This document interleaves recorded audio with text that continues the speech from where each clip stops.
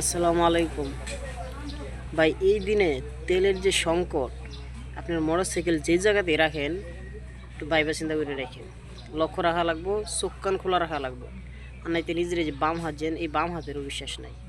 কে কী কোন সময় কী করে ফেলা।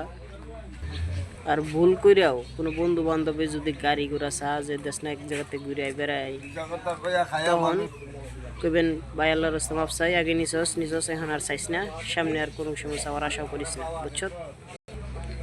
যেরকম নিউজ পরিস্থিতি দেখা যায়, মনে হয় না এক সপ্তাহ বা 15 দিনের আগে বাংলাদেশের তেলের যে সংকট এটা সারবো।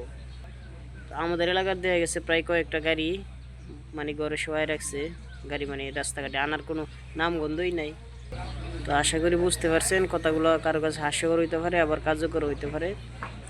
যার কাছে যেটাই হোক, সবাই বোঝার জন্য, শোনার জন্য, ভিডিও দেখার জন্য ধন্যবাদ। আসসালামু আলাইকুম।